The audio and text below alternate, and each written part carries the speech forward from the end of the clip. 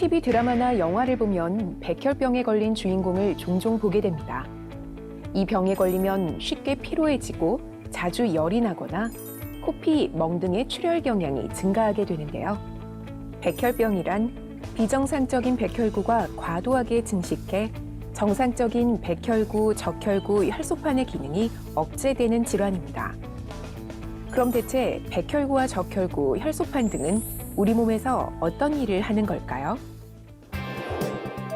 우리의 혈액은 혈장이라고 부르는 액체 성분과 혈구라고 부르는 세포 성분으로 나눌 수 있습니다.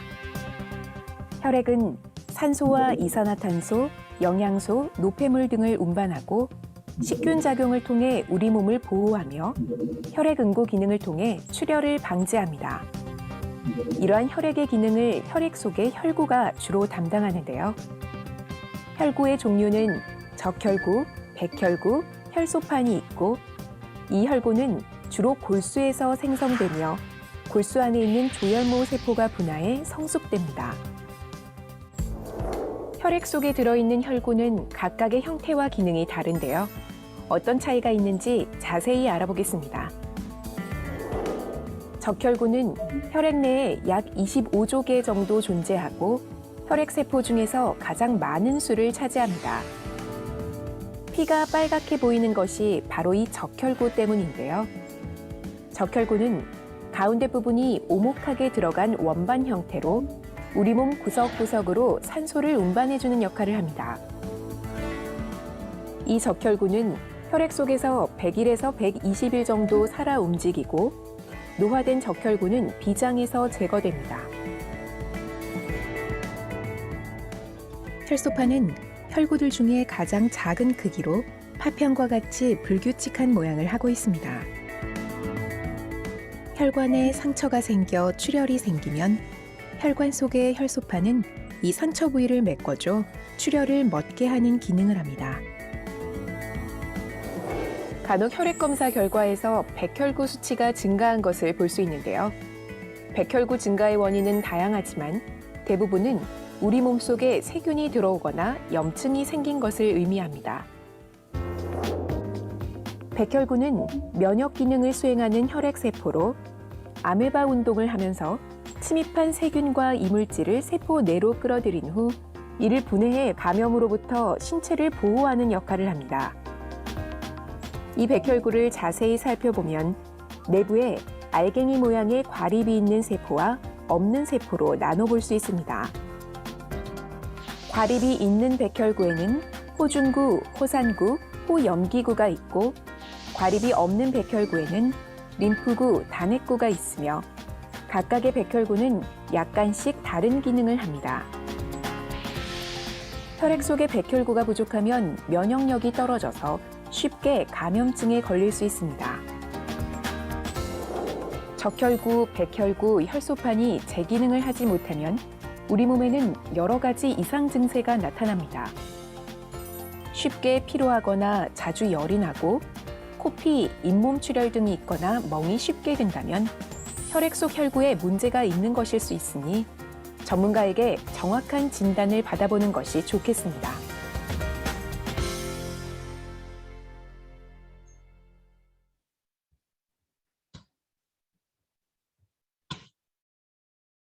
자, 영상을 통해서 잠깐 보셨어요. 혈액의 구성 성분이 물로 되어 있는 부분이 있고 그것을 이제 혈장이라고 해요. 그리고 이제 고체화되어 있는 게 적혈구, 백혈구, 혈소판 이렇게 되어 있어요. 그래서 그런 게 있구나. 근데 이 혈액이 어디서 만들어진다고요? 골수, 뼈 속에서 만들어져요. 그래서 골다공증이 있거나 골밀도가 떨어지거나 이런 사람들은 피를 잘 못 만들어내요. 그 조혈모 세포라는 게 있어서 그 조혈모 세포가 적혈구를 얼마나 만들어라, 백혈구를 얼마나 만들어라, 혈소판을 얼마나 만들어라 이렇게 명령을 내려요. 그러면 그 사람 몸에 맞게 혈액이 조합이 돼서 이렇게 생성이 되는 거예요. 근데 아까 혈액암, 백혈병 이런 얘기 들어보셨죠? 그거는 혈액의 구성 성분들이 이렇게 이상한 거예요. 근데 아까 백혈구가 많이 증가한다 뭐 이렇게 증가하는 사람이 있다 그랬죠. 백혈구 증가하는 이유는 뭐예요? 백혈구가 많이 필요해서 그래요. 백혈구가 필요한 이유는 감염이 돼서 그래요. 세균이나 바이러스나 이런 질병에 많이 노출이 되면 백혈구 숫자가 늘어나겠죠. 그죠? 또 혈액에 아까 혈관이 이렇게 어, 그 훼손이 되면 피가 새죠. 피가 새지 않게 그 뚫린 구멍을 막아주는 게 혈소판이에요. 그죠? 혈소판이 막히면 피떡처럼 이렇게 세멘트처럼 발라져 가지고 이렇게 혈관이 약간 봉긋하게 이렇게 막혀져 갈 수 있어요. 왜냐면 혈관이 손상이 되면 피가 새면 안 되잖아요. 그죠? 혈소판이 거기 딱딱 막혀지는데 나이가 들면 혈관이 이렇게 많이 파손이 돼요. 약하기 때문에. 그럼 혈소판이 상대적으로 좀 많이 만들어질 수 있고 피떡이나 이런 것들 때문에 또 문제가 될 수 있어요. 그래서 여러분들이 이 혈액의 고유한 그 구성 비율을 존중해 줘야 돼요. 그 사람 몸에 맞게 만들어지기 때문에. 근데 그거를 망가뜨리는 게 약이에요. 그래서 그 약을 조심해서 쓸 필요가 있어요. 여러분들 자가 면역 질환에 노출되어 있는 사람들 있잖아요. 뭐 어디 이식받고 뭐 이랬던 사람들 있죠. 그런 사람들은 자가 면역 억제제라는 걸 먹어요. 이 자가 면역 억제제라는 게 뭐예요? 백혈구를 죽이는 약을 쓰거든요. 어, 면역을 억제시킨다. 면역이 너무 과잉돼서 이렇게 인위적으로. 또 여러분들 고혈압 같은 데 보면 고지혈증 있죠. 그 아스피린 계열의 약을 먹이죠. 그 아스피린 계열의 약은 혈액을 묽게 하는 약이 아니고 그 아까 혈소판 얘기 들으셨죠? 그 혈소판 억제제예요. 혈소판을 못 만들어내게 하는 거야. 그럼 혈관에 피떡 같은 것들이 안 생겨서 일시적으로 혈관을 이렇게 혈관에 뭐 이렇게 막히지 않게 하지만 그거의 부작용은 혈관이 새는 거예요. 하여튼 뭐 그런 것들 때문에 그 약을 잘 쓰셔야 된다는 거예요. 내가 쓰고 있는 약이 이 혈액의 구성 성분을 이상하게 만들면 그게 방치되면 그게 혈액암이고요. 그게 백혈병이에요. 그래서 약을 먹기 때문에 그런 게 더 많이 생길 수 있으니까 조심하시라라고 말씀을 일단 드리고 여하튼지 그래서 혈액이 이제 그런 걸로 구성이 되어 있구나. 근데 이제 뭐 그냥 적혈구, 백혈구, 혈소판으로 되어 있네 이게 끝이 아니에요. 그건 혈구고 혈장, 액체화된 것은 또 물이 91%예요. 물이.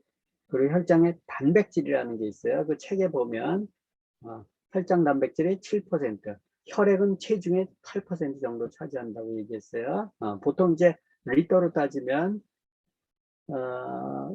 리터로 따지면 한 4리터, 5리터 정도 되나요? 피가 체중에 비례하지만 그리고 혈장 단백질이라는 게 있고 지방이 1%, 당질이 0.1%, 뭐 기타 무기질 어쩌고 저쩌고 이렇게 써 있어요. 그래서 혈액은 그런 식으로 구성되어 있구나. 혈액이 굉장히 중요한 역할을 하는구나. 아까 백혈구, 적혈구, 혈소판에 대한 하는 역할은 아까 영상을 통해서 보셨고, 그리고 이런 혈액은 우리 생명을 지켜주는 그 자체다. 우리가 매일 먹는 음식을 통해서 혈액이 만들어지잖아요. 그죠? 음. 근데 우리가 알고 있는 음식에는 열을 내는 영양소와 또 태워주는 조절소가 있다 이렇게 얘기하죠. 열을 내는 영양소는 탄수화물, 단백질, 지방 배우셨죠, 그죠? 탄단지 배우셨고 그리고 조절소는 비타민, 미네랄 그리고 식물 내재 영양소라고 해서 우리가 알지 못하는 어떤 영양소 같은 것들을 얘기해요. 여러분들이 알고 있는 비타민이 몇 가지나 있어요? 여러분들이 알고 있는 미네랄은 몇 가지나 있나요? 그게 한정이 되어 있어요. 과학기술로 밝혀낸 비타민과 밝혀낸 미네랄 수가 몇 개 안 돼요. 미네랄 한 100여 개, 한 110 몇 개 정도 되고요. 비타민도 뭐, 여러분들이 알고 계시는 비타민, 이게 비타민, 지용성 비타민 A, D, E, K죠? 그리고 수용성 비타민, 비타민 B와 C. 비타민 B군에는 종류들이 좀 많죠. B1, B2, B3, B5, B6, B7, B9, B12 뭐 이런 것들이 있잖아요. 그죠? 나머지는 그 비타민 수도 뭐 몇 개 해봐야 몇 개 안 돼요.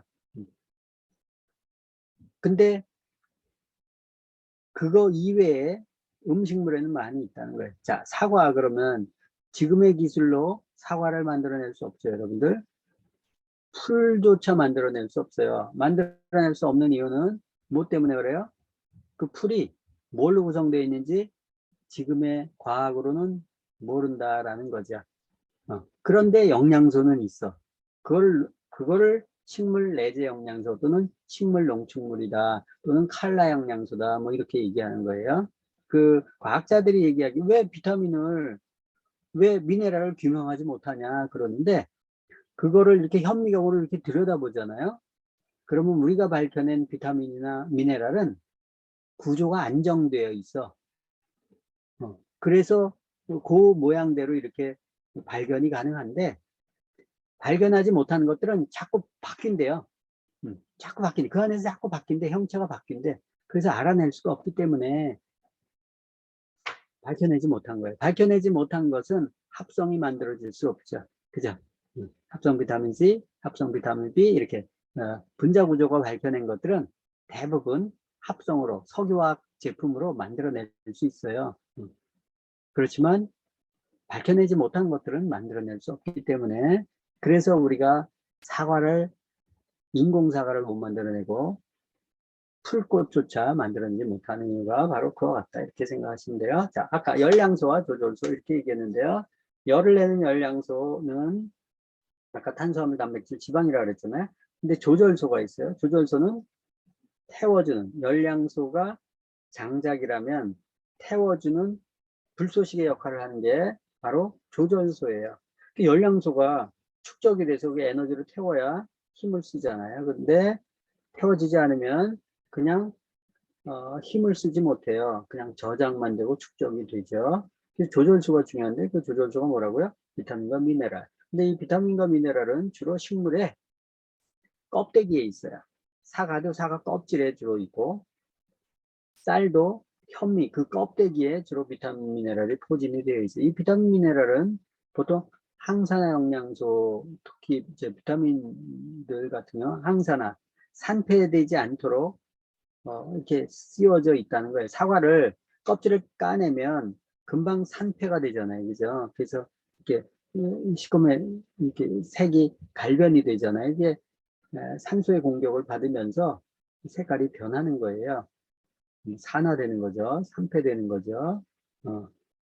그거를 막아내는 게 껍질에 있는데 그게 비타민 미네랄이다 이렇게 생각을 하시면 돼요. 쌀도 똑같아요. 쌀도 흰 쌀은 금방 쉬어버리죠. 근데 현미는 좀 오래 가요. 벽시 그 자체는 보관 조건만 좋으면 1000년도 이상 가요. 그래서 고분해서 뭘 했는데 거기에 벽시가 있었는데 벽시를 심었더니 싹이 트더라 뭐 이런 얘기를 들어보셨죠? 그 껍데기에 그렇게 생명을 보호해주는 물질들이 있다는 거에서 그 껍질이 중요하다. 근데 사람들이 그 껍질을 주로 벗겨놓고 먹죠, 그죠? 쌀도 껄끄럽다고 소화 안 된다고 흰쌀을 좋아하죠. 이렇게 현미 좀 겉에 붙어 있는 것들 그걸 잘 안 먹어요. 물론 현미도 이게 뭐 몇 겹이냐에 따라서 달라지지만 보통 현미 한 공기에 들어가 있는 비타민 미네랄 이 조절소는 백미 9공기 정도를 먹어야 얻을 수 있는 비타민 미네랄이 있을 정도로 비타민 미네랄이 많이 있어요. 그래서 여러분들이 건강식품을 먹는 것도 중요하지만 이 현미 식사를 하는 게 굉장히 중요하다. 현미에 살아있는 비타민 미네랄 이런 영양소들이 있기 때문에 이 비타민 미네랄은 태워준다 그랬죠. 그래서 비타민 미네랄을 잘 먹으면 살찌질 않아요. 백미를 먹으면 살찌고요. 현미를 먹으면 살이 안 쪄요. 잘 에너지로 다 연소가 되기 때문에 네. 그래서 이제 그 식품의 겉부분에 있는 비타민 미네랄이 많이 들어가 있는 조조조를 먹는 게 좋다. 그리고 사과도 껍질째 먹는 게 좋다. 쌀도 껍질째 가급적 먹는 게 좋다라는 거예요. 그죠? 근데 이제 그 껍질에 뭐가 붙어 있으니까, 농약이나 뭐 이런 것들이 붙어 있으니까, 친환경 과일, 채소, 세정제 이런 것들로 좀 씻어서 먹는 게 좋겠죠. 그죠? 그래서, 그 껍데기를 먹는 게 중요한데, 껍데기를 잘 안 먹어요. 그죠? 그리고 이제 미네랄 같은 부분은 이 식물을 태우잖아요. 식물 태우잖아요. 태우면 그 재 있죠? 그 재가 미네랄이에요. 재가 미네랄이라고. 그래서 우리가 상추나 도라지나 두릅 같은 거 47페이지에 보면 이렇게 상추에 그 시골 텃밭에서 이렇게 한 것은 쌉싸래한 맛이 돌아요. 그죠? 도라지도 향이 진한 거 아시죠? 산삼 향처럼. 또 두릅에서 나오는 하얀 진액 이런 거, 그게 바로 미네랄 진액이에요. 그 소나무의 송진가루 이런 것들이 이제 미네랄이다 이렇게 생각하시면 돼요. 근데 이제 요새는 그렇게 하우스 재배를 하다 보니까 상추나 토마토나 전부 물토마토, 물상추죠. 맛이 없어요. 그래서 과일 같은 경우도 맛이 없는 것들은 미네랄이 없는 거예요. 그냥 이렇게 하우스 재배해서 비료나 화학 그 약품을 통해서 이렇게 웃자라게는 하는데, 토양 속에 있는 비타민 미네랄이 들어가 있지 않기 때문에 숙성 재배를 해서 겉보기에는 좋아. 근데 안에 알맹이는 없어. 그래서 먹어도 예전처럼 비타민 미네랄을 충분히 섭취할 수 없기 때문에 피가 제대로 안 만들어지고 그 영양소도 많이 떨어지죠. 자, 그러면 우리가 지금 먹는 음식, 여러분들 나 뭐 시금치도 많이 먹고 양파도 많이 먹고 뭐 토마토도 많이 먹는데, 오렌지도 많이 먹고, 근데 지금 먹는 거하고 예전에 텃밭에서 먹는 거하고 좀 틀리다라는 거예요. 그래서 영상을 한번 좀 확인해 볼게요.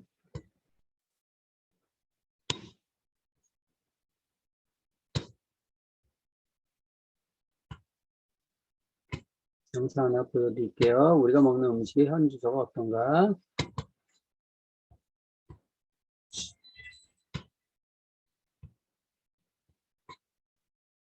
자, 화면 공유하겠습니다. 그녀는 농약을 쓰지 않거나 적게 쓴 유기농 제품에 관심이 많다. 그녀가 이처럼 먹을거리에 신경을 쓰는 건 대장암으로 여러 차례 수술을 받았기 때문이다. 2006년 대장암 3기 판정을 받은 최종순 씨. 그녀의 병세가 호전된 건 항암 치료와 더불어서 식습관을 바꾸면서부터다. 예전 같으면 그냥 이렇게 뭐 보기 좋으면 그냥 이렇게 샀었어요. 근데 지금은 그렇게 안 되더라고요. 이게 정말 이렇게 공해 없이 정말 천연 재료로만 비료를 했으니까는 농약 안 치고 천연 재료로 비료를 퇴비 같은 거로 해서 재배한 건지 그런 거에 궁금해지고요. 이런 것도 또 다른 실제로도 그녀의 몸은 많이 좋아진 상태다. 9개가 있었어요. 대장암 환자한테서 채소나 아니면 과일을 많이 먹으라고 하는 이유가 섬유소 자체가 대장에 직접적인 영향을 끼치거든요. 그 섬유소 자체가 대장 내 그 환경을 일정하게 유지를 시켜주거든요. 대장 안에 독성 물질이 장에 노출되는 걸 예방하는데 섬유소가 가장 중요한 역할을 합니다. 그래서 섬유소가 많은 음식을 드시는 게 중요하고. 그렇다면 우리가 먹는 채소에는 영양분이 충분하게 들어있는 것일까? 과거 철분의 대명사로 널리 알려진 시금치. 시금치에는 미네랄의 대표적인 성분인 철분이 들어있는데 여전히 풍부한지 궁금했다. 우리는 한 마트에 진열된 전국 4지역의 시금치를 시료로 철분 함유량을 조사하기로 했다. 실험을 의뢰한 지 2주 후 지역별로 철분 함유량에 있어서 차이를 보였는데 유독 한 지역의 시금치에서 철분 함유량이 높게 나타났다. 이는 이 지역 토양 속 미네랄이 풍부했기 때문이다. 이처럼 토양 속 미네랄과 식물의 미네랄은 연관이 깊은데 일본에서 조사된 바는 충격적이다. 지난 50년간 시금치의 철분이 크게 감소했기 때문이다. 과거 시금치 한 단위면 충분하던 영양소를 지난 90년대인 무려 19단의 시금치를 먹어야만 가능하다는 계산이 나온다.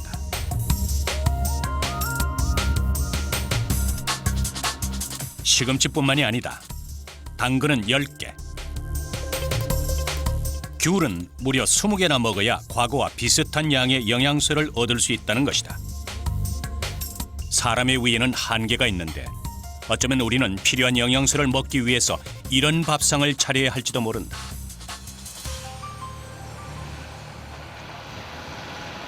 그렇다면 식물에서 영양소가 줄어든 이유는 무엇일까?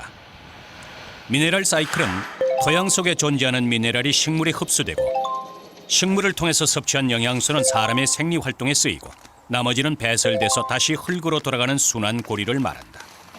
그런데 화학 비료의 사용으로 퇴비 사용이 줄면서 지금 퇴비가 흙으로 가는 과정이 끊어진 셈이다. 이야, 실하다. 현대의 땅은 미네랄 밸런스가 무너져 있다는 것입니다. 미네랄이 부족한 토양에서 자란 야채와 곡물을 섭취함으로써 우리 인간은 미네랄 부족을 겪게 됩니다. 이러한 미네랄은 미량이지만 신체의 생리활동에 대단히 중요한 영양소이기 때문에 미네랄이 부족하게 되면 각종 질병에 걸릴 위험이 높습니다. 우리는 강화군의 한 지역에서 자연 퇴비를 준 땅과 화학 비료만을 쓴 땅을 채취해서 그 토양 성분을 분석하는 실험을 의뢰했다. 그 결과 화학 비료를 쓴 땅에 비해서 인분을 쓴 자연 퇴비 땅이 유기물과 미네랄 성분이 훨씬 더 풍부한 것으로 나타났다. 그런데 우리는 지금 화학 비료를 얼마나 쓰고 있을까? 우리나라가 전 세계적으로 그 조사된 140여 개 나라 중에 아마 끝에서 첫 번째, 두 번째로 다시 얘기해서 화학 비료를 제일 많이 쓰는 대표적인 나라입니다.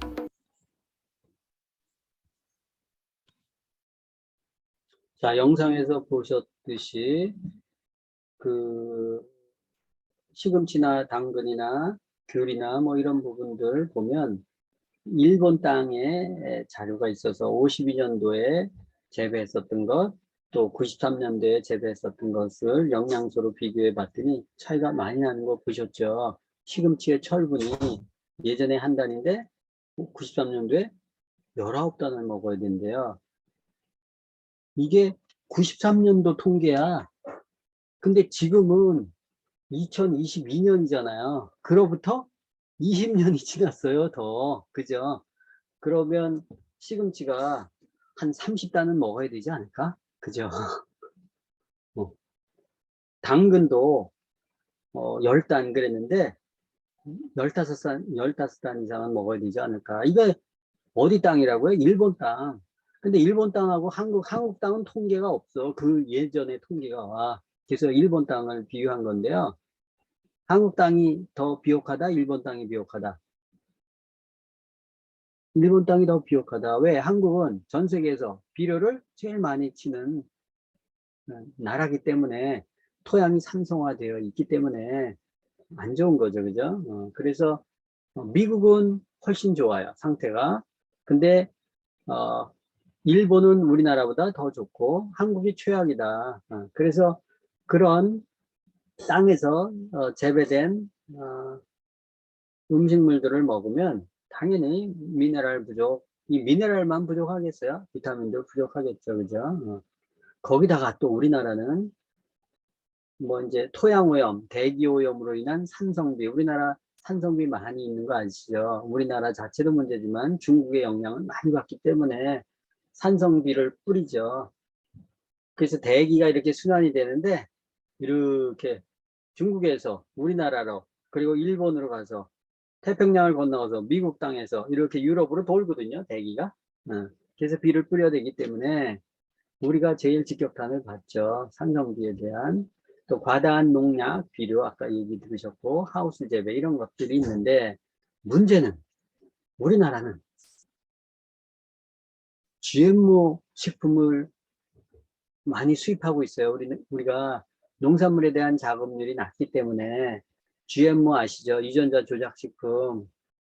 전 세계에서 이 GMO 유전자 조작 식품을 수입 1위 국가가 한국이에요. 2위가 일본이에요. 근데 우리나라가 전 세계 1위라고 얘기했잖아요. GMO 수입을. 그 수입을 왜 할까? 일본은 동물들 사료용으로 수입한 거예요. 우리나라는 사료 플러스 사람이 먹는 것도 써요. 그래서 그게 심각한 거예요, 사실은. 그래서 이 GMO 같은 경우는 대부분의 나라에서는 식용으로 물론 이제 뭐 약간 뭐 그런 것들이 있지만 우리나라처럼 이렇게 허술하지 않아요. 그 GMO 그러면 잘 모르는데 콩 있잖아요. 우리나라에 들어오는 콩, 옥수수 이런 것들이 뭐 90% 이상이 수입콩이죠. 옥수수도 대부분 수입이에요. 그죠? 우리가 쪄서 이렇게 먹는 거 외에는 대부분은 다 수입해서 쓰죠. 이 GMO는 나중에 설명드리겠지만 농약을 엄청나게 퍼부어도 GMO 콩, GMO 옥수수는 제초제에 의해서 안 죽어. 다른 것들은 다 말라 비틀어지고 죽어버려. 근데 걔네들만 살아. 산다는 것은 그 농약 범벅이라는 거예요. 농약의 내성을 갖고 있다는 거예요. 그 농약으로도 안 죽는 거라는 거예요. 그 여러분들 뱃속에 들어갔어. 여러분들이 항생제나 뭐 이런 걸 쓰잖아요. 그 안에 뭔가가 안 죽는 거야. 죽일 수 없는 물질들이 들어가 있는 거예요. 그래서 이제 그 밀 같은 거 뭐 보면 밀가루 같은 거 먹으면 그 시골에 이렇게 요새는 뭐 전부 현대식 그 화장실이지만 그냥 화장실 있잖아요. 그죠? 그런 것들 거기에 구더기들 있잖아요. 구더기 죽이는 거를 그 밀가루를 뿌린다고 수입밀을 뿌린다고 그럼 걔네들이 다 죽어. 그럴 정도로 밀가루에 이 농약 성분들이 많이 잔류되어 있다는 거예요. 그래서 안 좋은 거지. 그런 것들 사람들이 빵으로 먹고 뭐로 먹고 하니까 특히 우리는 수입밀을 먹잖아요. 그죠? 그 미국에서 자체 생산하고 중국에서 자체 생산하고 이런 밀들이 있어요. 자체적으로 유통시키는 건 좀 덜 들어가 있어. 물론 이제 들어가 있지만 수학계 뭐 글리포세이트 뭐 이런 거 치니까 그렇지만 우리는 배 타고 들어오거든요. 그 밀들이 그 수입하는 걸 사람들이 모르더라고. 그 밀가루 빻아가지고 이렇게 팩에 딱딱 만들어가지고 수입하는 줄 알아. 그러면 관세가 엄청나게 비싸기 때문에 그 농산물 채로 밀채로 수입을 한다고요. 그래서 그걸 이제 재분해가지고 이렇게 밀가루로 만드는데 그 싹이 트면 상품이 이상해지잖아요. 그죠? 그러니까 그거를 배 뭐 13층, 15층 되는 배에다가 그거를 화물선에다가 적재를 해서 오는데 그 밑에 깔린 거는 열이 나가지고 전부 싹이 자라요. 그래서 그 안에 또 농약을 이렇게 깔고 뭐 한다고요. 그 여러분들 마트 같은 데 가면 쌀 같은 거 포대를 이렇게 쌓아놓은 거 있죠? 그 포대 밑에 깔린 거는 열이 엄청나게 나요. 그 쌀이 상한다고. 그 포대조차도, 쌀 포대조차도. 그래서 쌀 밑에다가 하고 그 열나고 뭐 이렇게 싹이 트거나 손상이 되면 안 되니까 거기에 뭐 이렇게 약 같은 걸 뿌린다고요. 뿌리고 올려놓고 그래. 근데 가공하지 않은 거는 얼마나 더 하겠어요. 그러니까 밀가루를 많이 먹는 사람은 병이 많은 거야.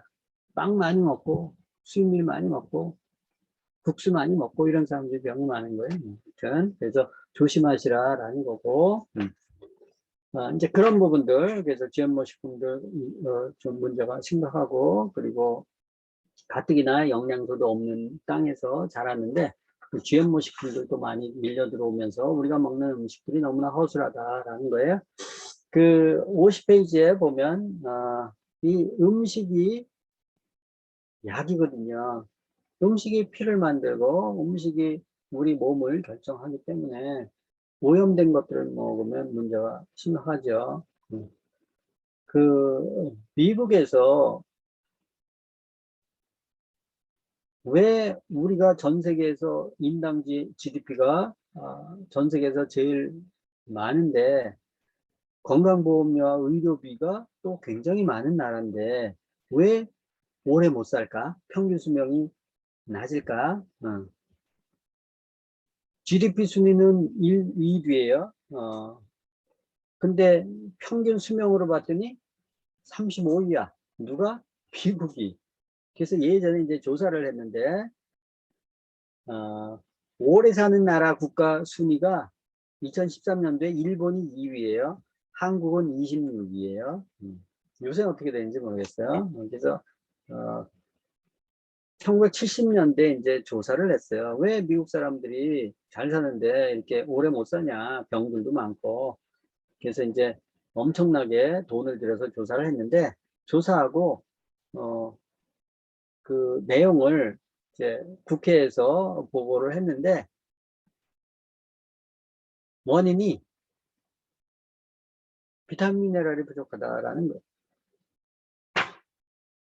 그 51페이지 밑에 보면 미국 사람들은 탄수화물 같은 것들을 많이 먹고 고기를 많이 먹고 우유를 많이 먹더라. 그거를 지나치게 많이 먹으니까 그것을 대사하는 비타민 미네랄이 또 많이 필요한데 그거는 턱없이 부족하더라. 특히 칼슘 많이 부족하고 철분 많이 부족하고 비타민 A와 C 많이 부족해서 필요량의 절반뿐이 섭취 못해가지고 만성적인 결핍증에 시달려서 그래서 사람들이 심장병으로 많이 죽고 당뇨병으로 많이 죽고 비만으로 많이 죽고 암으로 많이 죽더라 라는 레포트가 나왔어요. 그래서 음식만 잘 먹으면 전체 의료비도 한 3분의 1 정도 절약할 수 있고 사람들도 오래 살 수 있겠더라. 그래서 미국이 해야 될 일은 20세기 초로 돌아가서 고기 대폭 줄이고 조절소가 풍부한 곡식과 채소와 과일을 가급적 통째로 먹어라. 그러면 사람들이 수명도 늘어나고 질병으로 고통받는 사람들이 줄을 거다라는 레포트예요. 이 레포트가 나오면서 70년대 후반에 80년대 90년대 이제 비타민들이 나오기 시작한 거예요. 초기에 비타민들이 많이 나왔죠. 미국에는 뭐 슈퍼에서도 팔고 마트에서도 팔더라 뭐 그랬는데 그게 이제 천연이 아니고 요새는 합성으로 둔갑해 가지고 이제 합성 비타민들이 엄청나게 많이 팔아서 뭐 마트에 가면 오메가3도 이렇게 산더미처럼 쌓아놓고 뭐 이렇게 팔죠. 인위적인 그런 것들이 많이 있는데 그럴 정도로 이 비타민 미네랄이 이제 중요한데 열풍이 불었는데 그게 이제 합성 형태로 석유화학 제품으로 만들어서 문제가 되는 거죠. 자, 그러면 그 미네랄이 아까 부족했다 그랬어요. 뭐 비타민 부족한 것들은 뭐 대략 아시지만 미네랄이 부족했을 때 우리 몸에 어떤 증상들이 나타나는 거 잘 모르죠. 그래서 그 영상을 하나 보여드리도록 할게요. 자,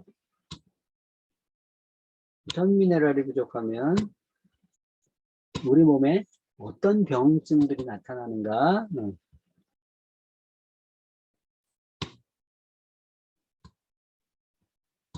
자, 화면 공유하겠습니다.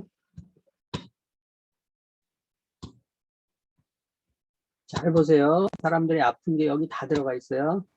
올 3월에 발표된 유니세프 세계 영양 보고서에 따르면 현재 전 세계 인구의 3분의 1이 미네랄 결핍이라고 합니다. 이 미네랄이 결핍되면 특히 아이들은 신체적, 정신적으로 발전할 수 있는 잠재성까지 위협받는다고 경고하고 있습니다. 우리 신체 내 미네랄 중 단 하나라도 부족해지기 시작하면 이것은 몸 전체를 뒤흔들 수 있습니다. 왜냐하면 이 미네랄이 신체에서 일어나는 각종 생화학 반응에 촉매 역할을 하기 때문이죠.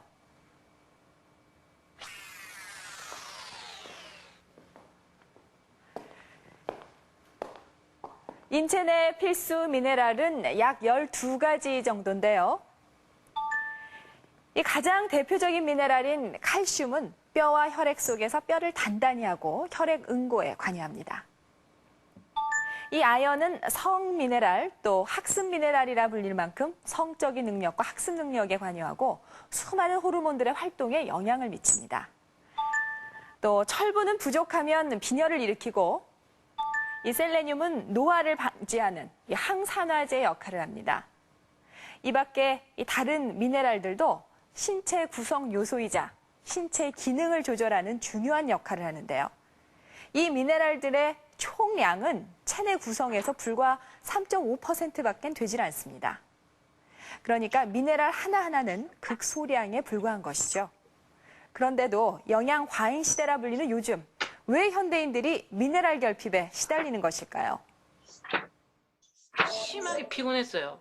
그러니까 뭐 활동을 해서 피곤한 게 아니고 그냥 하루 종일 가만히 누워 있어도 피곤하고 이렇게 병원을 찾아다니면서 많이 전전하고 노력은 많이 했는데 뚜렷하게 좋아지지 않고 계속 이렇게 아프니까 또 제 마음도 힘들고 머리가 이렇게 좀 아프기 시작하더니만 그 증상이 이제 좀 심해지면서 눈도 이렇게 따갑고 어떤 때는 눈이 심하게 이제 아프다 보면 이렇게 그 느낌이 눈 아래 이렇게 좀 밖으로 빠져버릴 것 같은 그럴 정도로 심각하게 아프고. 몸에는 특별한 이상이 없는데 계속 나른하고 몸 피곤하고 그래가지고 일을 제대로 못하고 이런 데다가 또 입맛도 좀 떨어지고요. 그래갖고선 이게 남자들이 좀 성관계가 잘 안 되는 것 같고 발기가 잘 안 되고 근데 그게 좀 점점 심해지더라고요. 보니까 그 보면은 기분이 그냥 자신이 없다 보니까 뭐든지 그냥 무기력해지고. 그런데 키가 별로. 올해 7살인 재우는 주의력 결핍, 과잉 행동 장애라는 진단을 받았다. 그러니까 지금 이거 한 번만 읽으면 얼른 다 볼 수 있대. 감정의 기복이 좀 심하고 흥분도 잘하고 좋을 때는 막 남의 손도 그냥 만져보고 그리고 아무 장소에나 막 뛰고. 임신 7개월째의 성은순 씨는 특별 관리를 받고 있는 산모다. 지금까지 2번 임신을 했지만 둘 다 자연 유산됐기 때문이다. 이분 같은 경우에는 본인의 유전적인 DNA 유전자가 정상이었고 또 질병도 없었는데도 불구하고 환경적인 요인으로 미네랄 불균형이 굉장히 심했습니다. 이분의 경우 몸에 중금속, 수은이 많이 축적되어 있었습니다. 그리고 꼭 남자한테 필요한 물질인 미네랄인 아연이 부족해 있었습니다. 미네랄이 부족한 경우에는 아동들에 있어서 학습 발달이 늦다든지 미네랄인 경우에는 그 균형이 깨질 때 여러 가지 뭐 수십 종류의 미네랄이 있는데 그 상호 간의 균형이 깨질 때 주의력 결핍이 야기될 가능성이 있다고 추정을 할 수는 있을 것 같습니다. 오랫동안 아연이 결핍된 한 환자는 심각한 피부병과 탈모 증세에 시달렸다. 이 환자에게 3개월 동안 충분한 아연을 섭취하게 했다.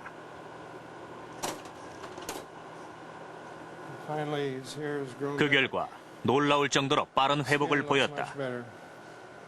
아연은 우리 몸을 구성하는 가장 중요한 미네랄 중에 하나입니다.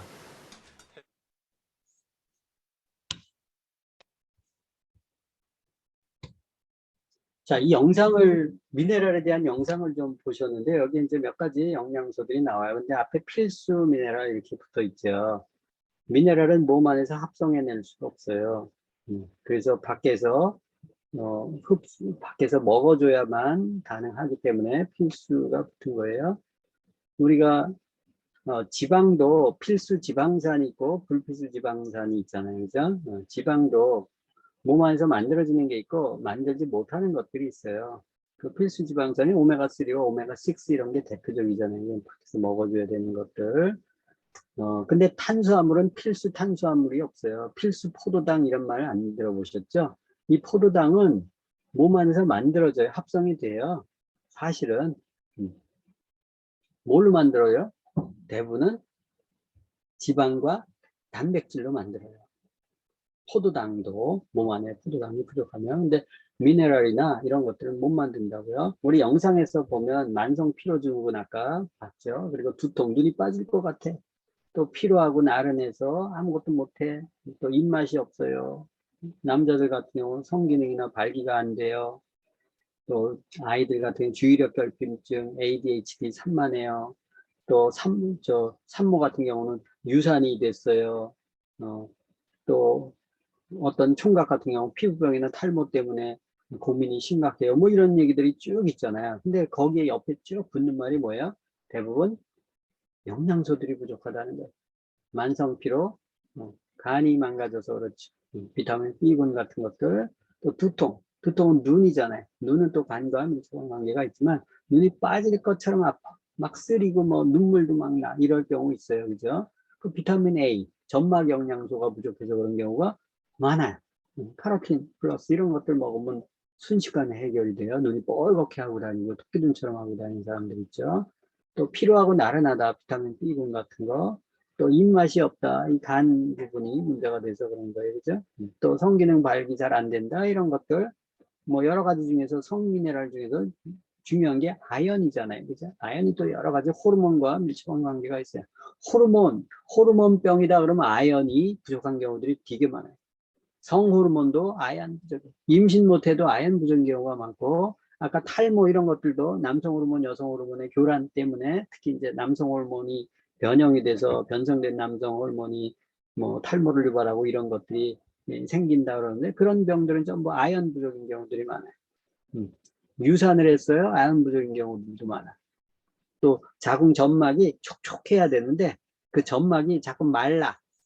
점막이 마르면 점막 영양소인 카로틴 같은 것들이 굉장히 중요해요. 그래서 이렇게 체크를 해보잖아요. 임신 못해서 온 사람들도 있어요. 또 뭐 ADHD로 온 아이도 있고요. 또 탈모로 온 사람들이 있어요. 이렇게 체크해보면 이런 영양소들이 부족하다고. 그런 걸 딱 채워주잖아요. 그럼 신기하게 임신하고요. 신기하게 머리가 났고요. 애가 차분해져요. 이게 바로 비타민 미네랄의 효능이에요. 근데 약으로는 그렇게 고칠 수가 없죠. 이제 그런 부분들. 또 이 안에 들으신 분 중에서 갑상선 기능 저하 또는 갑상선에 혹이 생겨 어쩌고 저쩌고 이런 사람들이 있어요. 갑상선 호르몬이 좀 뭐 부족해가지고 또 기능 저하나 항진이나 하면, 항진이 되면 붓죠. 들어오르고 저하가 되면 깔아앉고 하는데, 그런 경우도 대부분 셀레늄 부족이나 요오드 부족이거나 그래야, 칼슘 부족이어도 그럴 수 있어요. 뼈가 약해요. 피가 잘 안 만들어져요. 그러면 뼈가 약한데 뼈에 칼슘이 잘 흡수가 돼야 되는데 칼슘이 잘 흡수 안 돼요.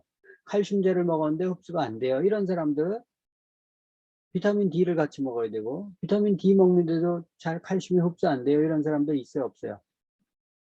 셀레늄을 먹어야 칼슘이 흡수돼요. 셀레늄 부족한 사람들은. 이렇게 미네랄들은 서로 유기적으로 연결이 되어 있기 때문에, 그래서 뭐가 부족하면 어떤 것만 딱 먹으면 딱 흡수되는 줄 아는데 그렇지 않아요. 그런 관계들을 이해하셔야 몸의 밸런스를 잡아갈 수 있다. 근데 대부분의 병은 뭐 때문에 그렇다? 영양소 불균형 때문에 그렇다라는 거죠. 그럼 영양소는 내 몸에 잘 흡수되는 것들을 골라서 먹을 수 있으면, 그러면 얼마든지 고칠 수 있어요. 아까 뭐 철분 얘기했잖아요. 근데 시중의 철분은 뭘로 만들어요? 쇠를 전기분해 해가지고 철, Fe를 뽑아내는 거예요. 그래서 그거 먹으면 철가루 냄새가 나지. 그 철분을 먹으면 똥이 시커매져. 흡수를 못해서. 사람 몸이 철을 녹여가지고 이온화해서 먹으면 그게 흡수가 되는 장부가 아니에요. 그 철가루들이 물에 녹아가지고 나무나 식물이 뿌리로 빨아들여서 태양이랑 만나서 그 엽록소 그 화학 반응이 일어나서 껍질이나 열매나 잎사귀에 그 철분을 축적한 것들을 먹어야 사람 위장관이 흡수가 된단 말이에요. 우리는 철 먹는 불가사리가 아니라고. 그 합성 철분은 그런 것들이야. 합성 칼슘은, 여러분들 칼슘 어디가 많아요? 칼슘 보면 이 지하 동굴, 석회 동굴 있잖아요. 그 석회가 CaO라고. CA, 칼슘, O가 산소, 산화칼슘이에요. 화학 이름이 석회석은 CaO라고. 그래서 산소를 딱 떼어내고 칼슘만 추출해서 약으로 만든 게 합성 칼슘이라고. 근데 합성 칼슘이라는 말을 안 붙이고 앞에다가 구연산 칼슘, 탄산 칼슘, 무슨 칼슘 이렇게 앞에 그 약물을 투여해서 석회에서 칼슘을 뽑아낸 거다. 그런 거예요. 그걸 먹으니까 흡수가 제대로 되냐고. 안 되지, 그죠? 그 식물이나 이런 거에서 채집을 해야지. 근데 거기는 함량도 적고 그거를 하려고 했더니 원가가 비싸니까 제약회사나 건강식품 만드는 회사들이 소비자들을 속이는 거지. 그래서 칼슘 용량 많다고 광고하고 싼 값에 원료를 해서 사람들이, 왜냐하면 대부분의 사람들은, 민간인들은, 공부하는 사람들은, 소비자들은 이게 합성 칼슘인지 천연 원료에서 추출한 칼슘인지 모른다고. 모르잖아. 여러분들 합성 비타민 모르지? 천연 비타민 모르잖아. 미네랄도 이게 어떤 거에서 근원에서 뽑아냈는지 모르잖아요. 그러고 먹잖아. 좋은 줄 알고, 그죠? 그러니까 그렇게 만들어내는 거야. 그러면 아무 소용이 없어. 자, 그렇다는 거에서, 아, 영양소 불균형 때문에 사람들이 대부분 병으로 고통받는구나. 그 GMO 보면 54페이지에 GMO의 심각한 폐해 그래서 써놨는데, 이 유전자 조작식품이 또 우리나라에서는 되게 문제가 사실은 굉장히 심각해요. 왜냐하면 우리가 GMO 수입국 1위거든요. 유전자를 인위적으로 재조합하거나 유전자를 구성하는 핵산을 세포에 직접 주입해서 농산물을, 예전에는 없었던 농산물들을 만들어내는 거예요. 이제 이 유전자 조작식품이 원래는 이 의약품을 만들기 위해서 GMO를 쓰기 시작했어요. 당뇨 치료제, 인슐린, 뭐 이것을 생산하기 위해서 의약품 분야에 먼저 도입되었던데, 이 의약품, 여러분들 좋아하는 포도당이나 뭐 이런 의약품들 있잖아요. 그런 거 대부분 이 GMO 원료가 들어가 있다, 이렇게 생각하시면 돼요. 자, 그러면 GMO에 대해서 간단히 설명을 드릴게요. 영상을 한번 보세요. GMO가 뭐 교배해가지고 그냥 이렇게 나온 줄 알아, 사람들이 공부를 안 하면. 자,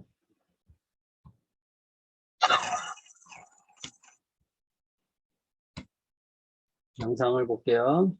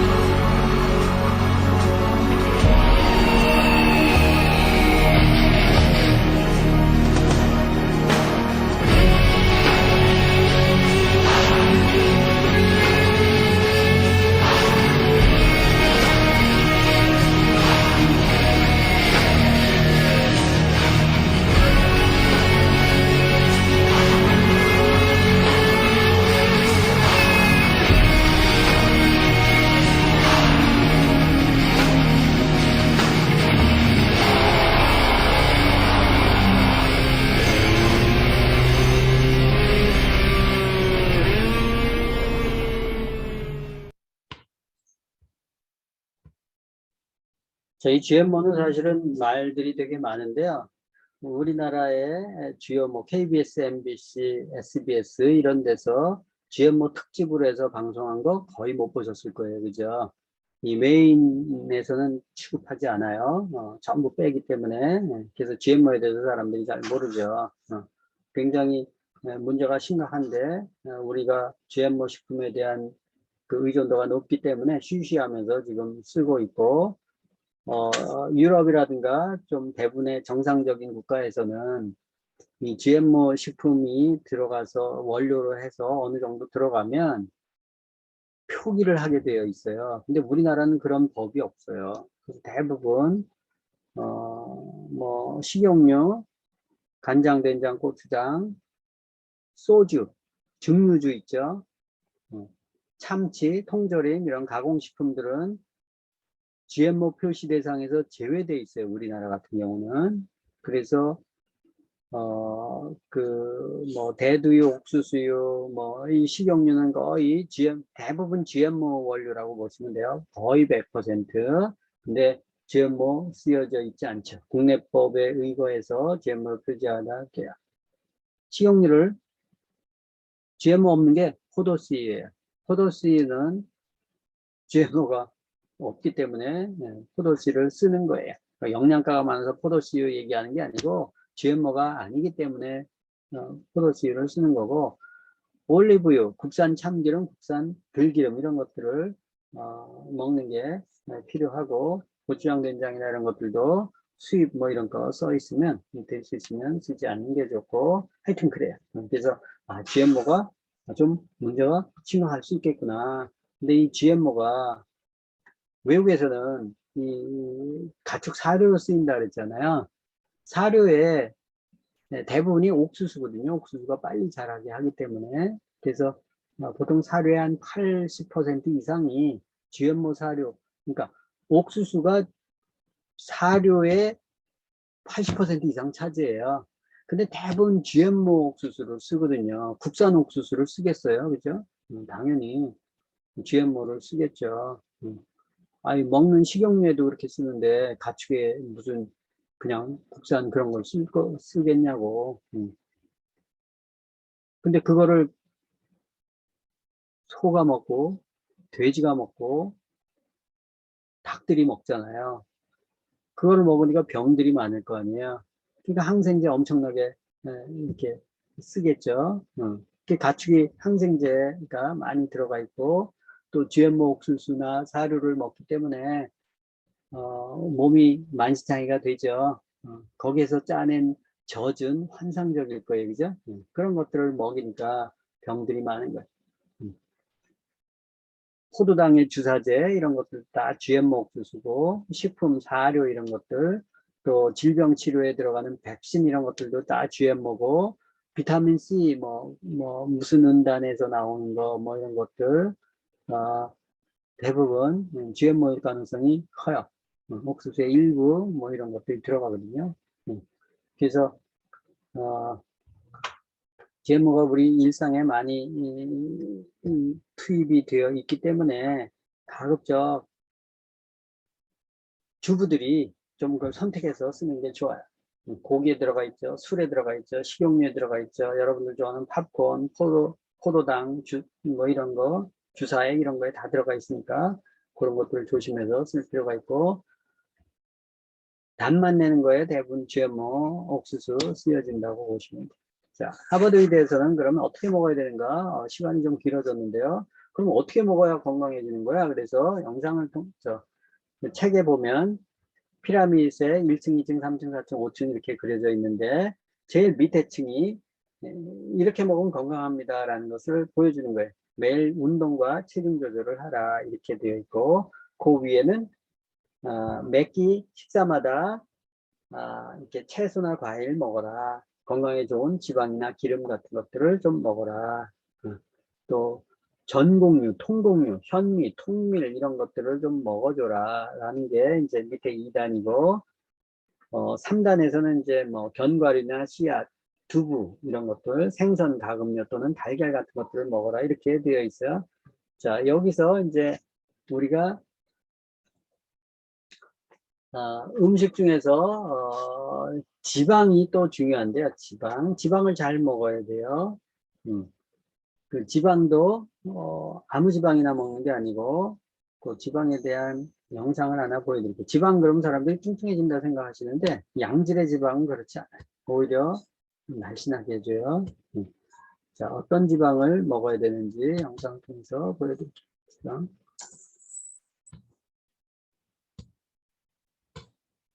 자, 화면 공유합니다. GMO에 대해서 나중에 카톡에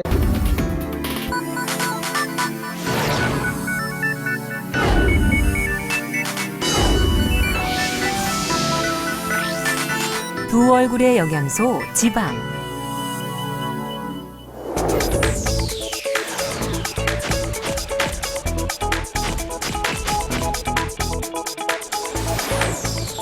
우리 몸의 주요 에너지원이자 3대 영양소 중 하나인 지방.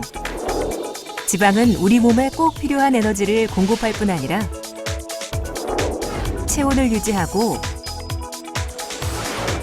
외부 충격에서 장기를 보호하는 역할을 한다. 또한 포화지방, 트랜스지방 섭취가 과다하면 각종 질병의 원인이 되지만 불포화지방산을 적절하게 섭취하면 오히려 건강에 도움을 준다. 불포화지방산은 혈액이 덩어리지는 것을 방지하고 혈중 중성지방과 혈압을 낮춰주는 역할을 한다. 지방은 크게 3가지 종류로 분류된다.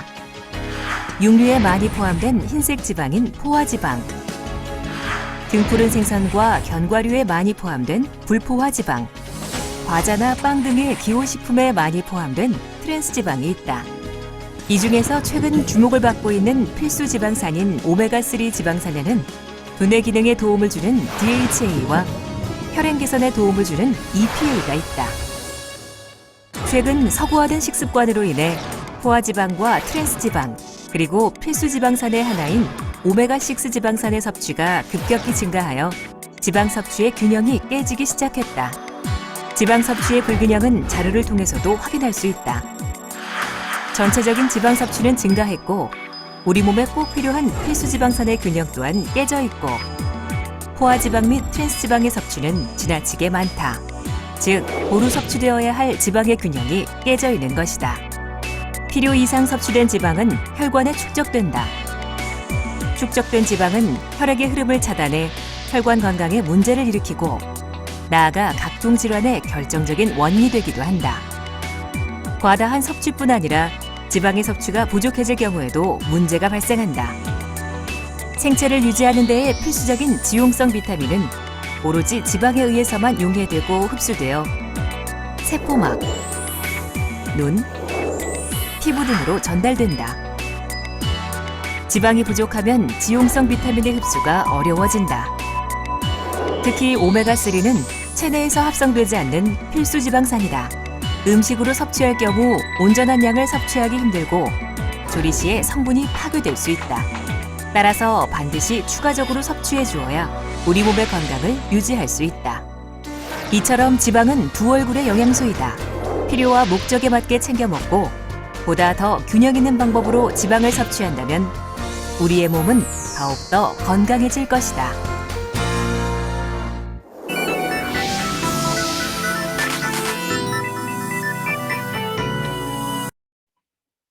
자, 지방에 대해서 설명을 잠깐 드렸어요. 자, 지방이 굉장히 중요하네. 근데 사람들이 대부분 트랜스 지방, 변형된 지방을 먹거나 포화지방, 굶는 지방을 먹어요. 혈관이 대부분 막히는 이유가 이 포화지방이나 트랜스 지방 때문에 그래요.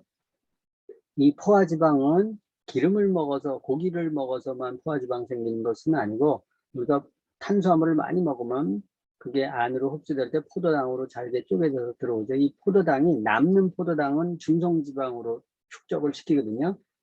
그 중성지방이 바로 혈관을 막히는 기름이다 이렇게 생각하시면 돼요. 그래서 탄수화물을 좀 줄여야 되고 그 막혀 있는 혈관은 뭘로 뚫어요? 기름은 물로 뚫을 수 없어요. 기름은 기름으로 지워져야지.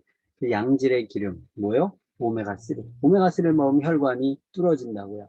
양질의 오메가3를 먹는 게 좋다. 음식으로는 올리브유, 들기름 이런 것들이 오메가3가 좀 많은 편이죠.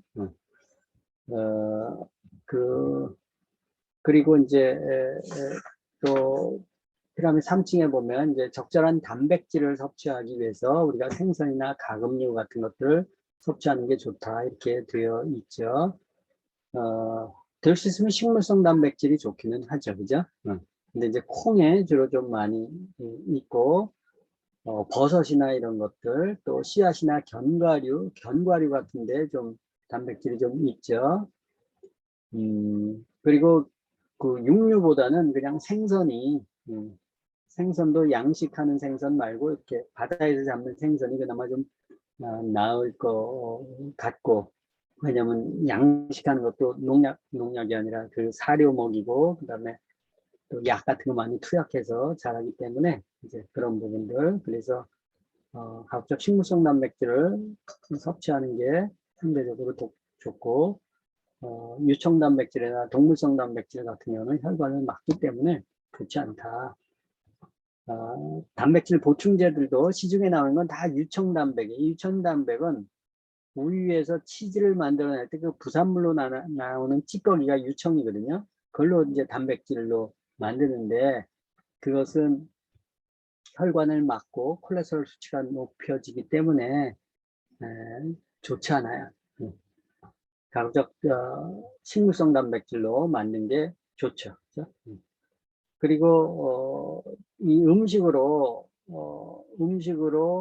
영양소를 다 보충하기가 쉽지 않기 때문에 그 칼슘 같은 것들, 보충제 같은 것들을 좀 먹어라, 뭐 이렇게 되어 있고, 칼슘 보충제는 대부분 소뼈, 어패류, 조개, 굴껍데기, 해조분말 이런 순서대로 쓰여지는데, 제일 좋은 건 이제 해조분말 쪽이죠. 그리고 조개보다는 굴이 청정 지역에서 자라기 때문에 굴분말을 혼합해서 쓰는 칼슘 보충제가 좋은데, 아까도 얘기했지만 소뼈나 어패류 쓰는 게 아니고, 칼슘을 아까 CaO, 석회 동굴에서 흙에서 이렇게 한 탄산칼슘, 황산칼슘, 뭐 구연산칼슘 이렇게 한 16가지의 그 합성 칼슘 종류들이 있어요. 그런 것들은 가급적 먹지 말아라 라는 거. 그 원료가 뭘로 되어 있는지 좀 명시되어 있는 것들을 먹는 게 좋고,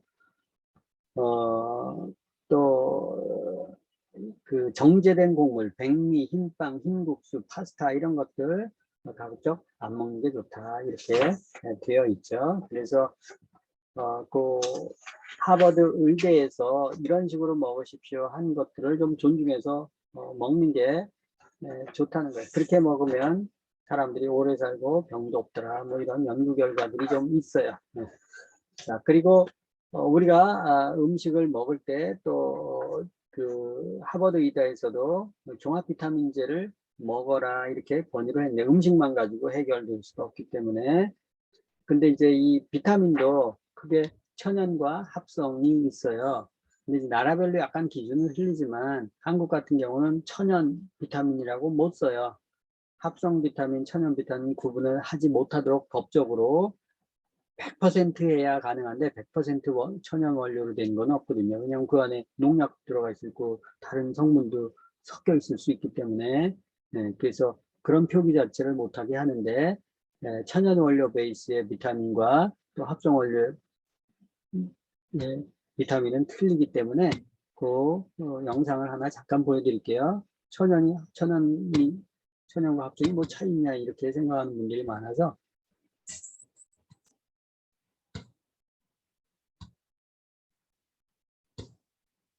그런 표기를 제약회사에서 원하지 않겠죠, 그죠? 우리나라에서는 아직 큰 인기를 끌고 있는 천연 비타민제.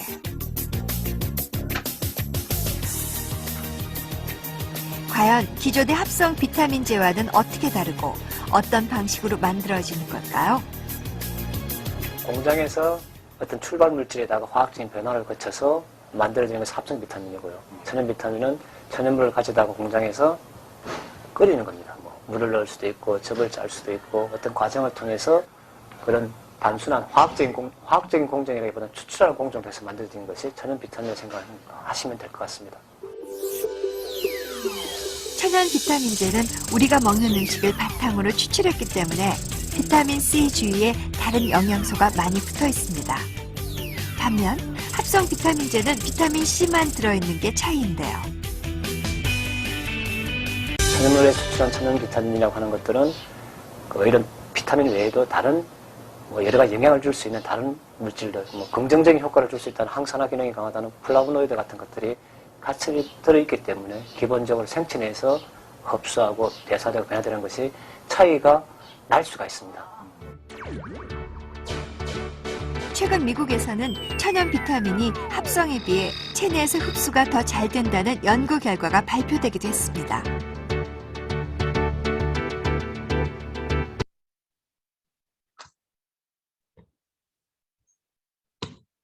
자, 뭐 당연히 그렇겠죠. 그래서 순도는 합성이 높겠죠. 합성은 100%죠. 100% 비타민 C죠. 근데 여러분들 100%라는 걸 좋아하지 마세요. 자연물에는 100%가 없어. 다 혼합되어 있지. 그죠? 그래서 표기 자체가 고용량이다, 100%다, 이런 거는 다 합성이다, 이렇게 생각을 하시면 돼요. 그 흡수율이 확실히 떨어지겠죠. 자, 그러면 이 합성 비타민에 대해서 사람들이 독성이 있냐 없냐 뭐 이렇게 뭐 괜찮아, 그래서 뭐 약국에서 다 파니까 합성 비타민 먹어도 된다 이러는데, 동물 실험을 해본 영상이 있어요. 여러분들 비타민 C 많이 먹잖아요, 그죠? 그 비타민 C도 합성 비타민 C를 아스코르빈산 그러거든요. 그 영상을 하나 보여드릴게요. 합성 비타민 C 먹어도 돼 뭐 이렇게 하는데 진짜 그럴까?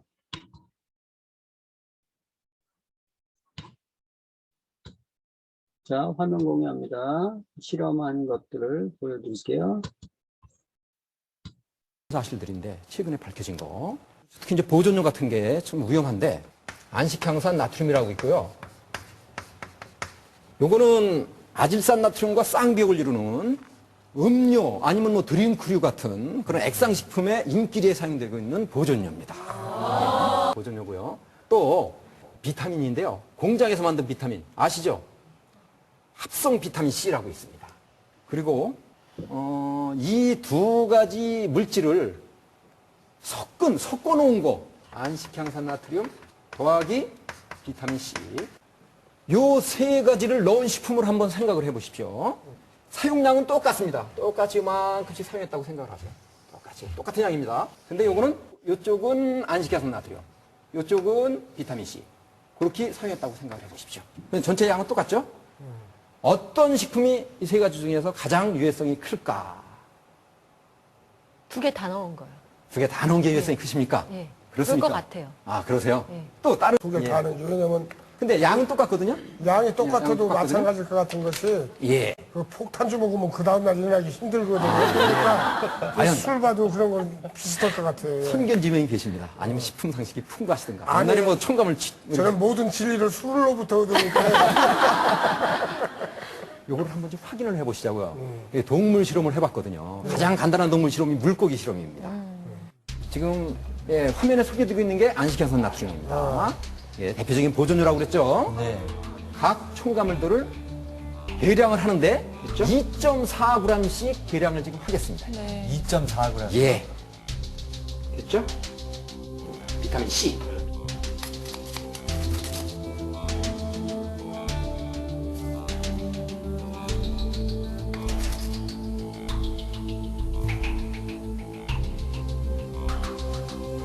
안식향산 나트륨 1.2g.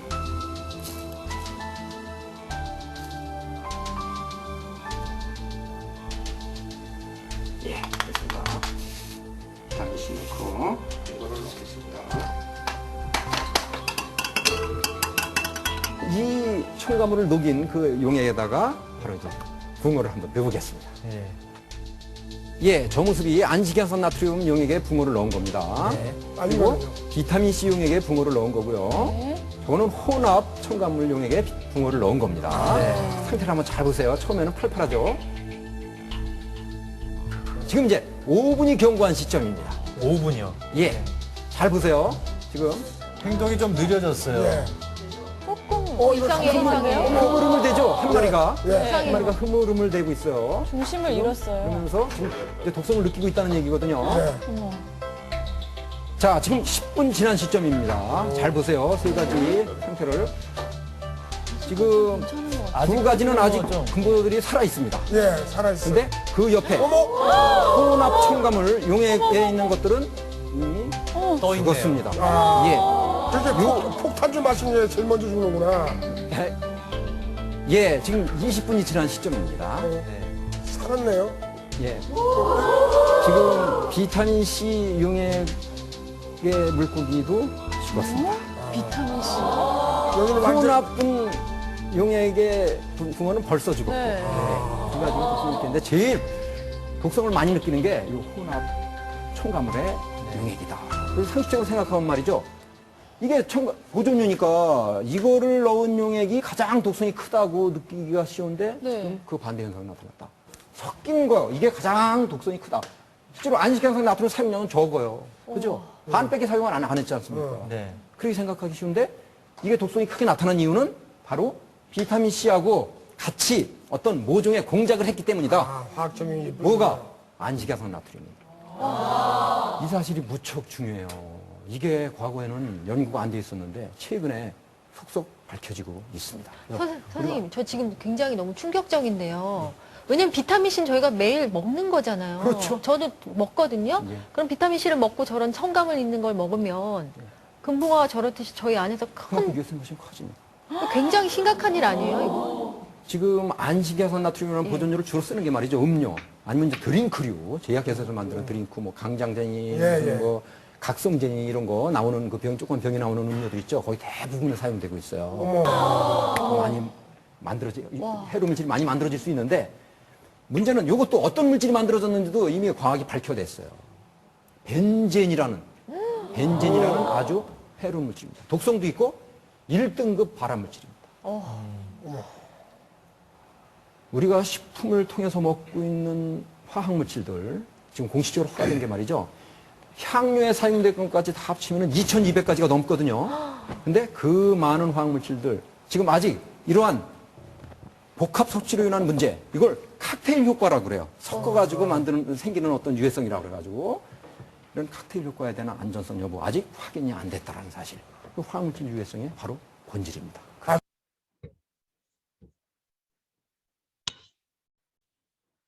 자, 이 영상을 보시면 여기 합성 비타민 C 얘기 나오고 안식양산은 방부제라 그랬죠. 물, 액체류, 뭐 이런 음료에 들어가 있는 섞지 말라고 방부제 역할을 하는 게 안식양산. 당연히 석유화학 물질이죠. 합성 비타민 C도 석유화학 물질이에요.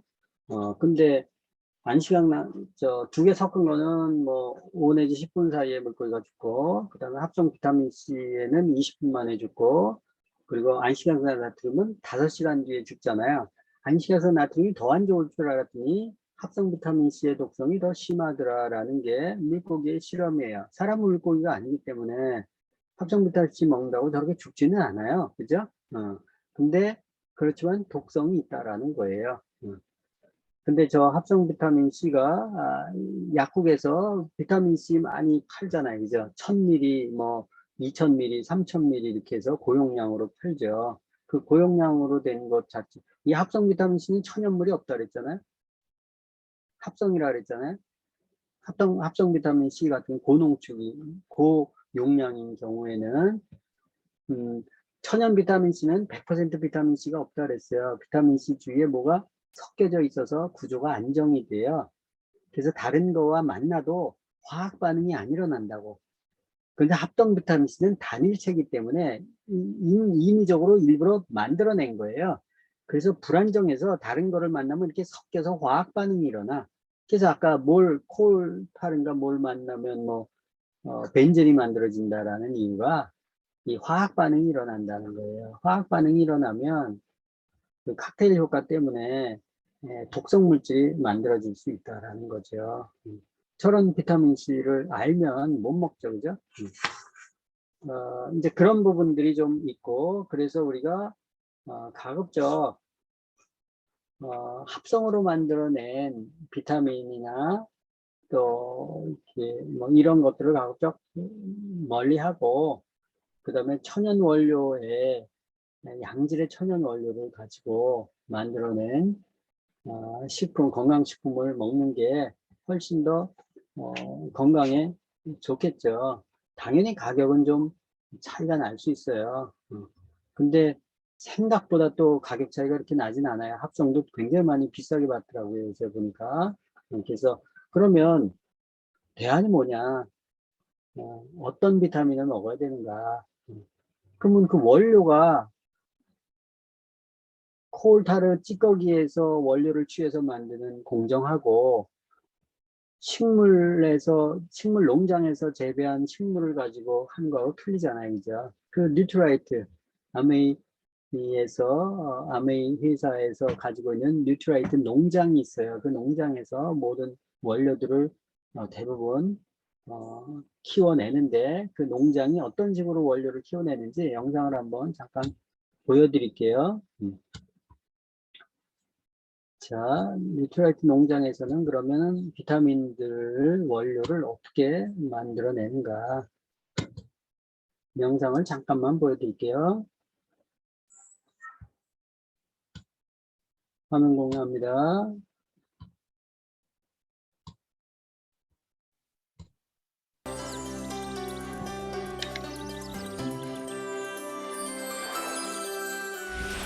식물이 함유하고 있는 영양소, 그 전부가 유용하다고 믿고 있었던 것은 그 당시 나 혼자뿐이었다.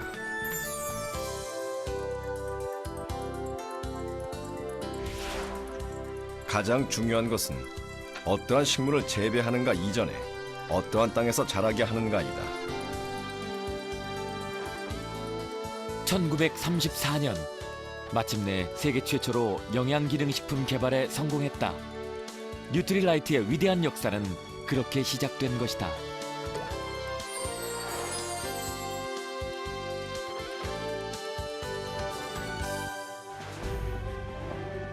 현재 뉴트리라이트의 유기농 농장은 총 4곳에 이른다. 식물을 건강하게 재배할 수 있는 최적의 땅으로 칼렌보그 그가 선택한 곳이 바로 레이크뷰 농장. 미국을 대표하는 유기허브 농장인 트라웃 레이크. 긴 역사 동안 건강한 허브만을 재배. 열대 지역에 위치한 브라질 우바하라 농장. 강렬한 햇살로 탄생한 아세로라 체리, 열대 과일 등을 재배. 천혜의 자연 조건에서 이루어낸 엘페타칼 농장. 그 속에 숨겨진 건강하고 신선한 유기농 농장으로 떠나보자. 과달라 공항 도심에서 벗어나 자동차로 4시간을 쉬지 않고 달려 도착한 땅. 광활한 대지 그리고 신선한 공기는 긴 여정에 지친 우리들에게 휴식처가 됐다. 이전 사람들은 이곳을 잡초밖에 자랄 수 없는 쓸모없는 땅이라며 아무도 관심을 두지 않았다. 그 때문에 오랫동안 인간의 손길이 전혀 닿지 않은 엘페타칼 농장은 지금까지 대자연이 가진 생명력을 그대로 간직할 수 있었다. 연평균 22도의 온난한 기후와 비옥한 토양, 여기에 농장을 둘러싸고 있는 7개의 화산은 미네랄이 풍부한 지하수를 공급해주고 있어서 연중 양질의 원료식물 재배가 가능하게 했다.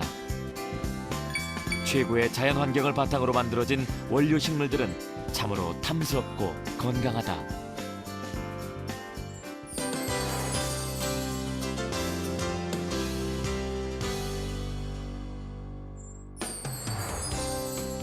이곳 엘페타칼 농장에는 25가지의 원료 작물이 재배되고 있는데 대표적인 것이 알팔파, 물냉이 등이다.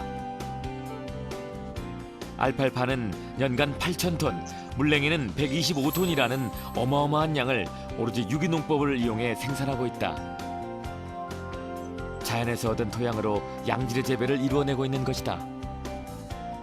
We used to call them Nutrilite farming practices because when my father used to make his first concentrates, he realized very quickly that he had to control the process from beginning to end because he knew he couldn't use plant concentrates that had lots of chemicals or pesticides or herbicides, on them because they would be dangerous to human health.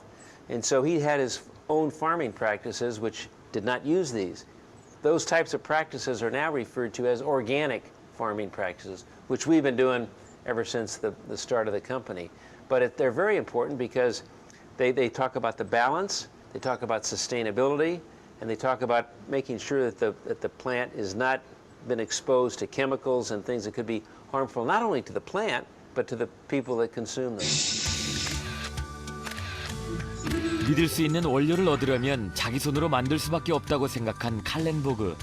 그는 직접 최상의 자연 환경에 농장을 만들고 유기농법을 철저히 실천했다.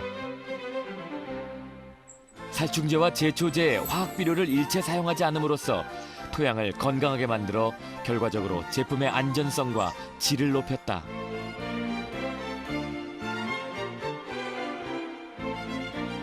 칼렌보그, 그의 유기농법 정신은 베스트 오브 네이처, 베스트 오브 사이언스라는 뉴트리라이트의 변함없는 정신으로 이어져 나가고 있다. 무엇을 해야 작물들을 더 잘 자라게 할 수 있을까? 베스트 오브 네이처, 베스트 오브 사이언스. 반드시 자연 속에 해답이 있을 것이다. 유기농법의 핵심은 바로 자연 스스로 해결하도록 이끄는 것. 재배하는 작물과 늘 함께하는 주변의 생명체에서 해답을 찾아냈다. 유기농법에서 가장 큰 조력자로 바로 지렁이가 선정됐다. 지렁이는 토양을 살아 숨쉬도록 하는 탁월한 능력을 갖고 있다. 땅속 깊이 파고 들어가 토양에 공기를 불어넣고 꼬물딱꼬물딱 움직이면서 토양이 골고루 섞이도록 도와준다. 덕분에 식물들은 쉽고 단단하게 뿌리를 내릴 수 있게 된 것이다. 두 번째 숨은 공로자는 무당벌레. 작물이 꽃을 피우기 시작하면 무당벌레도 바빠진다. 무당벌레는 알팔파를 해치는 진드기를 하루 평균 500마리씩 잡아먹음으로써 작물이 상하지 않도록 지켜주는 지상 최고의 감시자다. 무당벌레가 원료 식물을 화학비료에서 자유롭게 해준 셈이다. 한편 자연의 균형에 맞도록 농장 곳곳에는 해충 피난소가 마련돼 있다. 이렇게 농장 한 구석에서 무당벌레와 지렁이가 땅을 지킨다.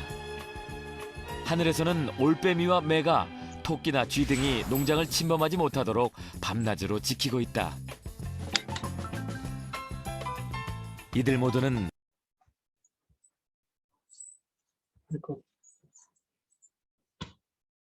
자, 영상 좀 보여드렸는데요. 거기 보면 지렁이 뿌리고 무당벌레 뿌리는 장면이 나오고 거미를 뿌리는 장면이 나올 거예요. 그죠? 농약이나 제초제 이런 거 뿌리지 않고. 그리고 놀랍게도 이 회사는 해충을 잡는다, 안 잡는다? 해충을 잡지 않아요. 해충 대피소가 있어요. 그래서 해충이 피해서 거기 살아갈 수 있도록 만들어 놨어요. 잡지 못해서 안달인데, 그죠? 여기는 해충을 잡지 않아요. 왜? 모종의 뜻이 있겠지, 자연의 뜻이 있겠지 해서 잡지 않아요. 여러분들 같으면 저렇게 재배할 수 있겠어요? 제정신이 아니지, 그죠? 저렇게 생태계 농법 그 자체로 하고 있고 올빼미나 매를 풀어서 그냥 잡아먹게 하잖아요, 그죠?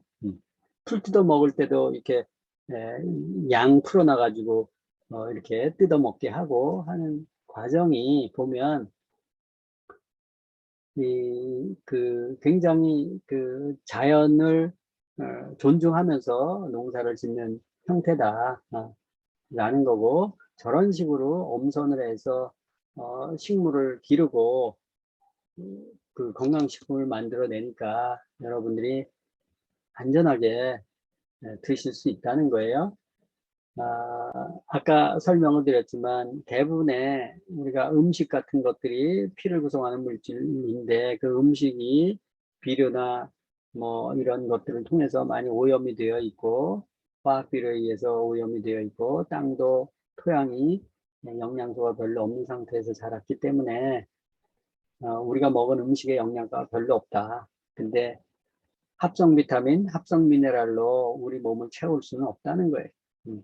가급적 천연 원료 베이스로 한 건강식품 같은 것들을 보조적으로 먹을 수밖에 없다. 지금은 식단을 아무리 잘 구성하고 해도 인스턴트 식품 만연하고 GMO 식품 만연하고 또 바쁜 현대인들이 어떻게 요리를 제대로 해서 먹겠어요, 그죠? 아무래도 한계가 있죠. 그 부족한 영양소들 때문에 사람들이 많이 병에 걸리는 거예요.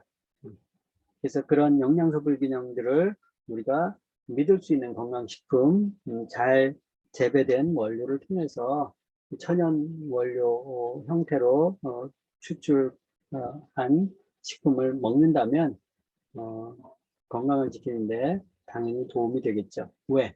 피의 구성 성분이 바로 그런 비타민, 미네랄, 또 탄수화물, 단백질, 지방 이런 양질의 천연 음식이기 때문에 그렇습니다. 오늘은 음식이 중요하다. 음식에는 이런 영양소 조절소들이 있기 때문에 우리가 건강을 유지할 수 있다는 것을 설명을 드렸습니다. 조금이라도 도움이 되셨으면 좋겠습니다. 수명아 리더님 나오시죠. 네. 네, 너무 더워가지고 선풍기 틀고 네, 여러분 화면 끄시고 자유롭게 편안하게 강의 잘 들으셨죠? 네, 저도 마음 편히 네, 잘 들었습니다. 지난주에는 안 들어오셨던 몇 분이 들어오셨어요. 그래서 너무 반가운데요.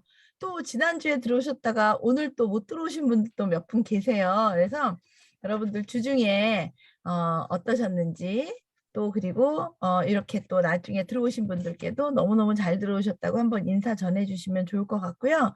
제가 출석 체크해서 카톡방에 올려놓을게요. 그래서 혹시나 제가 빠뜨리고 출석 체크를 못했거나 하신 분이 계시면 저에게 개인톡을 주시면 다시 수정을 해서 올리도록 하겠습니다. 지난주와 이번 주에 또 추가로 또 신청하신 분이 몇 분이 계셔서 출석부 다시 한번 또 정리해서 올리겠습니다. 네, 여러분 너무너무 수고하셨고요. 아까 공지한 대로 수업은 요걸로 마칠 건데요. 혹시나 질문 있으신 분들은 한 30분 정도 창을 열어 놓을 테니 남으셔서 질문 더 하시고 대답도 들으시고 또 궁금하시면 안 나가시고 예, 또 그 질문하는 거 같이 들으시면서 공부하셔도 되시겠습니다.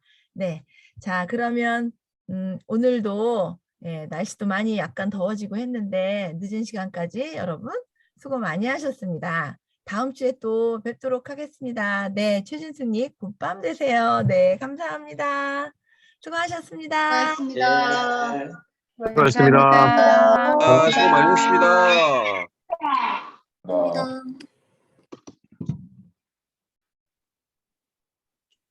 질문이나 상담 있으신 분들은 남으셔요. 저는 호스트를 넘기고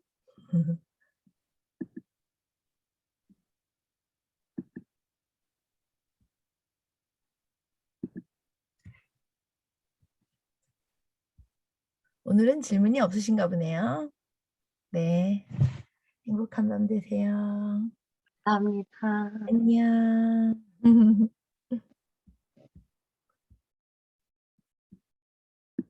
호스트 나한테 넘겨줘요 일단. 넘겼어요. 저는 이만 나갈게요. 안녕.